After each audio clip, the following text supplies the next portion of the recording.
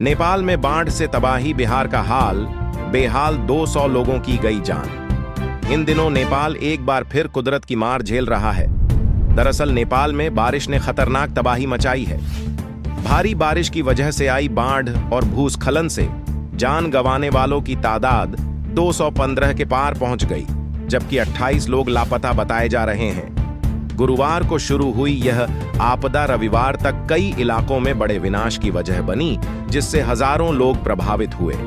शुक्रवार से पूर्वी और मध्य नेपाल के बड़े हिस्से जलमग्न हो गए। हालांकि काठमांडू में रविवार को मौसम कुछ साफ हुआ, जिससे आपदा प्रभावित लोगों को राहत मिली। काठमांडू और नेपाल की तमाम इलाकों में 3 दिनों से लगातार बारिश की वजह से बाढ़ और भूस्खलन से जान गंवाने वालों की संख्या लगातार बढ़ रही है। एजेंसी के मुताबिक गृह मंत्रालय के प्रवक्ता आर राम तिवारी ने बताया कि प्राकृतिक आपदा से जुड़ी घटनाओं की वजह से अब तक 28 लोग लापता हैं और इससे कई गुना ज्यादा लोग जान गंवा चुके हैं। अब ऐसे में आपके मन में सवाल होगा कि आखिर नेपाल में इतनी बाढ़ आती क्यों है? बाढ़ से तबाही लगातार क्यों बनी रहती है? वैज्ञानिकों का कहना है कि जलवायु परिवर्तन होने के कारण एशिया भर में बारिश की मात्रा और वक्त में बदलाव हो रहा है।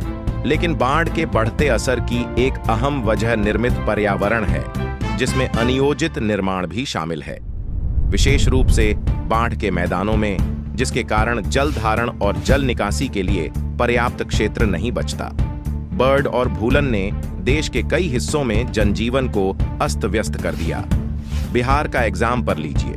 बिहार के उदाहरण से आप समझ सकते हैं कि किस तरह से कोसी नदी में आई बाढ़ ने बिहार के भी हाल बेहाल कर दिए हैं। गांव के गांव उजड़े नजर आ रहे हैं। वहीं पर नेपाल में कई हाईवे सड़कें बाधित हैं। सैकड़ों घर पुल पूरी तरह तबाह हो गए या बह चुके हैं और सैकड़ों परिवार विस्थापित हो गए। सड़क बाधित होने की वजह से हजारों यात्री कई स्थानों पर फंसे हुए हैं। जान गंवाने वालों का आंकड़ा 200 को पार कर चुका है।